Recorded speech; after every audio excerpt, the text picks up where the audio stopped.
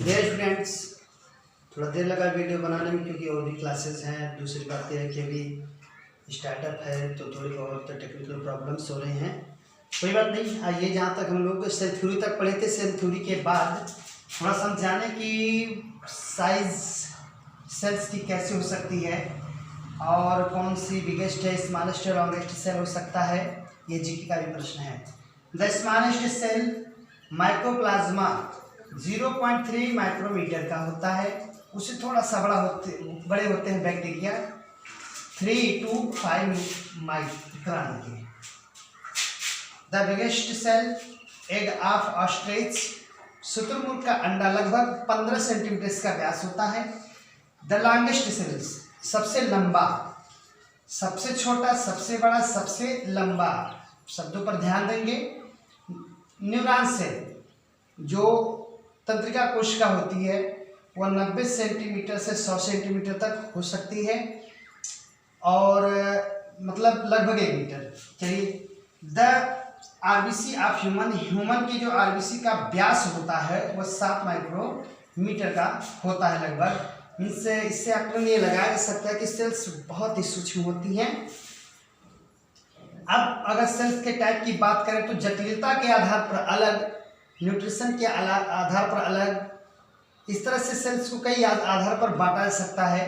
जैसे जटिलता के आधार पर यहाँ पर प्रोकैरियोटिक सेल और यूकैरियोटिक सेल। प्रोकैरियोटिक पूर्व केंद्र की कोशिका, यूकैरियोटिक सेल सकेंद्र की कोशिका। तो प्रोकैरियोटिक सेल्स होती क्या है? What is the introduction of prokaryotic cells, पहले इसको जाने। तो प्रोकैरियोटिक सेल्स वे सेल्स होती हैं, यूँ समझिए कि जब सेल्स की शुरुआत हुई थी, कल्पना करिए कि सेल की शुरुआत हुई होगी तो जैसे एक बच्चा पैदा होता है तो पूर्ण रूप से वो परिपक्व नहीं रहता है, उसी तरह से यह अपरिपक्व कोशिकाएं होती हैं, सेल्स होती हैं, यह जो है पूर्ण रूप से परिपक्व नहीं रहती हैं। तो ऐसी स्थिति में श्योर है कि आपके ग्रुप में मैंने एक यूकैरियोटिक सेल्स के मैंने फिगर्स भेजे हैं, चित्र भेजे, जिसे आप लोग देखे होंगे। तो उसमें बहुत सारे कोशिकांग होते हैं जिसमें माइटोकॉन्ड्रिया, गाल्जिका, लाइसोसोम, राइबोसोम, तमाम उसमें आप देखेंगे वो सब था। तो वह एक परिपक्व कोशिका यानी कि यूकैरियोटिक सेल है।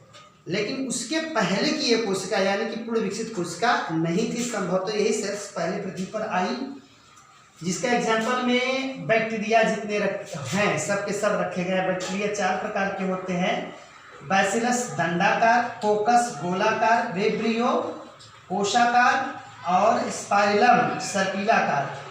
थोड़ा सा आगे चलकर जब मिलेगा स्पेशली बैक्टीरिया तो वहाँ पर इसका डिटेल अध्ययन करेंगे। और यहाँ पर आपको बता दें कि आप यहाँ देखिए एक प्रोकैरियोटिक सेल का स्ट्रक्चर क्या होता है, उसमें क्या क्या हो सकते हैं।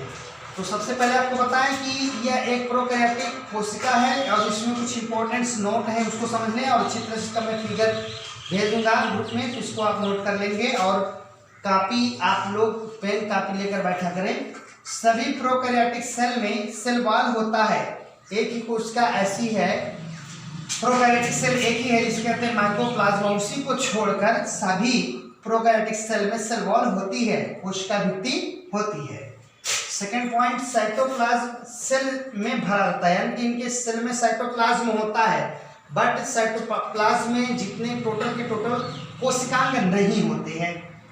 चित्र से स्पष्ट है, आप इसमें देख सकते हैं कि बहुत आया है। तो एक राइबोसोम देख सकते हैं आप, आरएनए देख रहे हैं, सब के सब अगर वो भी हैं तो चूंकि यूकैरियोटिक सेल में बंध कर रहते हैं, केंद्रक के अंदर आरएनए, डीएनए, गुणसूत्र, ये सब उसमें एक स्पष्ट केंद्रक पाया जाता है।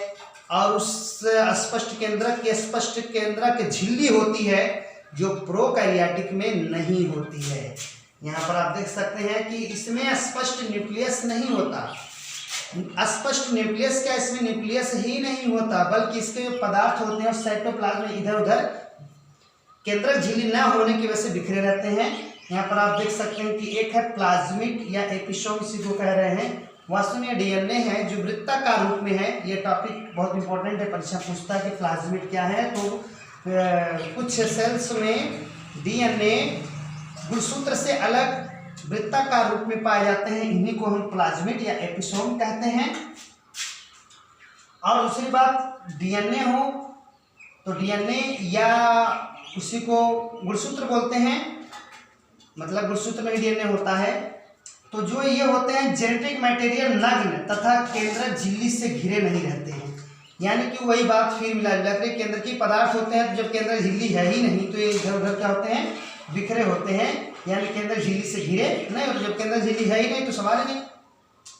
प्लाज्मिड, यहाँ पर मैंने इसकी परिभाषा पहले ही बता दी, फिर देख लें। यह गुणसूत्र के डीएनए से अलग होते हैं तथा वृत्ताकार अणु के रूप में स्वतंत्र होते हैं, अपनी प्रतिरूप बना सकते हैं ये। और खास बात, there are 2 type of ribosome, 70 type ribosome and 80 type ribosome. इसके अलावा भी राइबोसोम होते हैं, 50 टाइप राइबोसोम। तो यहाँ पर अगर बात करें तो 70 टाइप राइबोसोम ही प्रोकैरियोटिक में पाए जाते हैं और यूकैरियोटिक सेल में 80 टाइप राइबोसोम पाए जाते हैं। तो राइबोसोम में ये 70 टाइप क्या होते हैं, 70 टाइप क्यों कह रहे हैं, 80 टाइप क्यों कह रहे हैं, ये जब राइबोसोम, जब यूकैरियोटिक सेल में राइबोसोम एक टॉपिक आएगा तो वहाँ पर हम आपको स्पष्ट करेंगे कि 70 टाइप में टाइप वाइप क्या है सब बता देंगे। अब इसके बाद मैं आपको बताने जा रहा हूँ eukaryotic cell.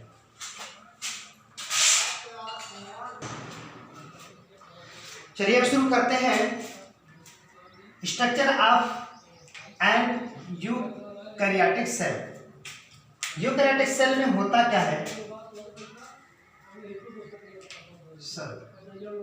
Structure of a eukaryotic cell, जिसमें आप देखेंगे कि यूकैरियोटिक सेल हम आपको 2 टाइप का बताएंगे, एनिमल सेल और प्लांट सेल। तो न्यूट्रिशन के बेस पर ये 2 प्रकार की हो जाती है। एक वो जिन्हें सूर्य के प्रकाश में उपस्थित होकर अपना पोषण विकास वृद्धि स्वयं जो कर लेती हैं, एक वो जो ऐसा नहीं कर पाती हैं तो प्लांट सेल एनिमल सेल हो जाती है। जो प्रकाश संश्लेषण कर लेती है वो प्लांट सेल हो जाती है, वो प्लांट्स में पाई जाती है, एनिमल्स में पाई जाती है। तो ये दोनों टाइप का हम इस वीडियो के माध्यम से 2 काम करना चाह रहे हैं, ताकि आपको देखिए यूकैरियोटिक सेल और प्रोकैरियोटिक सेल भी इसी बहाने समझ लेंगे और इसी एनिमल सेल और प्लांट सेल भी समझ लेंगे। कैसे, पहले आप ये जानिए। अभी आप एनिमल सेल और प्लांट सेल पर ध्यान मत दीजिए, अभी आप ये जानिए कि हम यूकैरियोटिक सेल पढ़ रहे हैं। यूकैरियोटिक सेल में क्या होता है, आप देख सकते हैं कि यूकैरियोटिक सेल का यह स्ट्रक्चर, जिसका फिगर मैं फर्स्ट डे ही भेज दिया था, तो इसमें थोड़ा सा मैं इंट्रोडक्शन दूंगा आपको, और उसके बाद इन्हीं यूकैरियोटिक सेल के एक एक अंगों के बारे में हम पढ़ेंगे।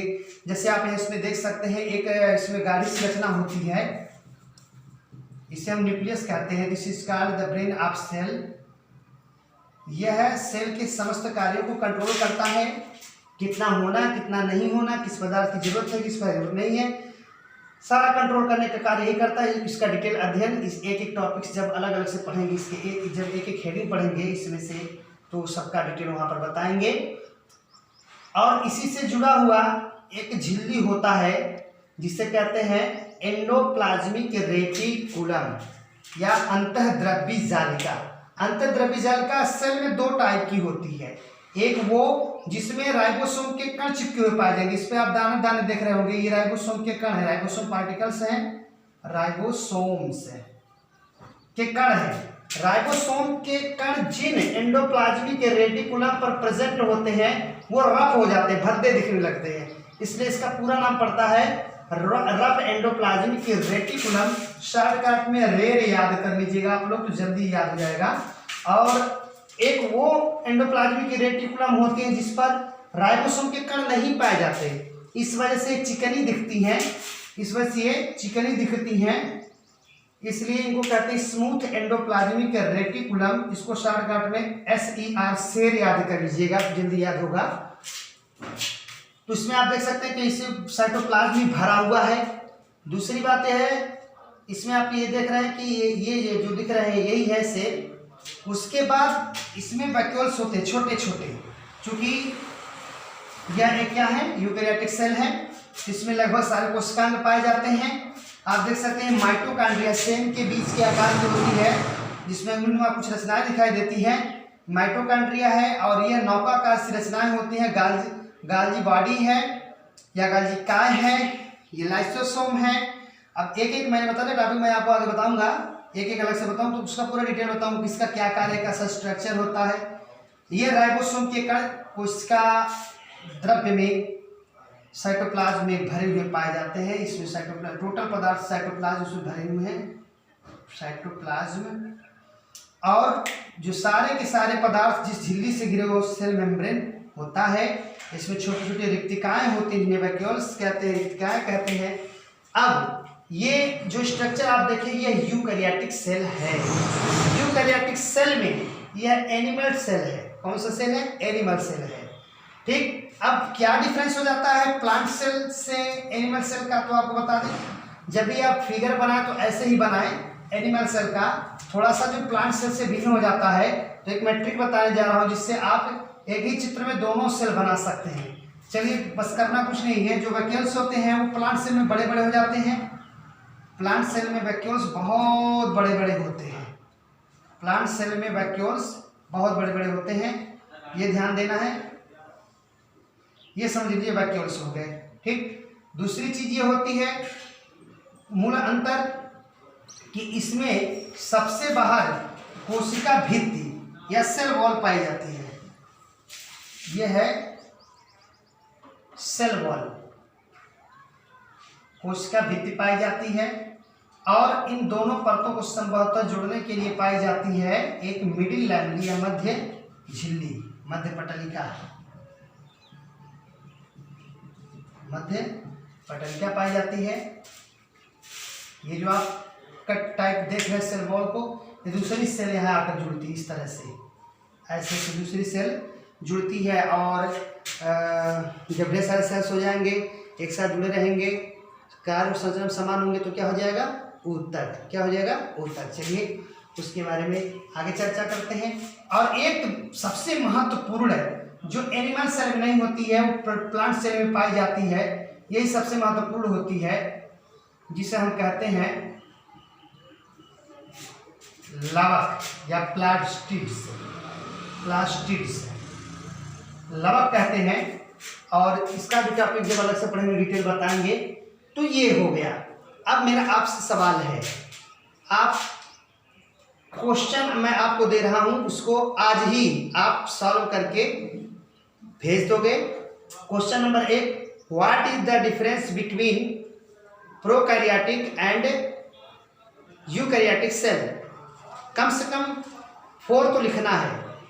5, चलिए 5 आप यूकैरियोटिक और प्रोकैरियोटिक लिखिएगा, और 5 डिफरेंसेस आपको एनिमल सेल और प्लांट सेल के बीच लिखना है। थैंक्स।